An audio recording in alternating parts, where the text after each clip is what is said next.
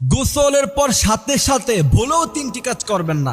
যদি করেন তাহলে আপনি মারাত্মক অসুস্থ হয়ে যাবেন। বয়স 40-50-এর পরে দেখবেন আপনি কঠিনভাবে অসুস্থ হয়ে গেছেন। কারণ এই অসুস্থতাটা একদিনে কেউ হয় না, আস্তে আস্তে ধীরে ধীরে মানুষ এই অসুস্থতাগুলি গ্রহণ করে। এই জন্য বিশ্বনবী সাল্লাল্লাহু আলাইহি সাল্লাম তিনি যে কথাগুলি বলেছেন 1500 বছর পরে ডাক্তাররা যে কথাগুলি বলছে বিশ্বনবী সাল্লাল্লাহু আলাইহি সাল্লামের সাথে সেই কথাগুলি মিলে গিয়েছে। আমি বড় আশ্চর্য হই যে রাসূল 1500 বছর আগে কি সুন্দর কথা তিনি বর্ণনা করে গিয়েছেন। গোসল করার পর সাথে সাথে প্রথম নাম্বার যে ভুল করা যাবে না সেটা হচ্ছে গরম খাবার খাওয়া যাবে না গোসল করার পর সাথে সাথে। দ্বিতীয় নাম্বার, গোসলের সময় অতিরিক্ত গরম পানিতে আপনি গোসল করবেন না, তাহলে আপনার যে স্কিন আছে সেটা ড্রাই হয়ে যেতে পারে। তৃতীয় নাম্বার যে ভুলটা আপনার গোসলের সময় করবেন না সেটা হচ্ছে কেমিক্যাল জাতীয় সাবান প্রতিদিন ইউজ করার দরকার নেই। এটা বিশেষ করে আমরা যখন জামিয়া রশিদে পড়তাম তখন আমাদের ওস্তাদজি বলতেন প্রতিদিন তোমরা কেমিক্যাল জাতীয় সাবান দিয়ে গোসল করো না, তাহলে আপনার যে স্কিন সেই স্কিন নষ্ট হয়ে যেতে পারে। এই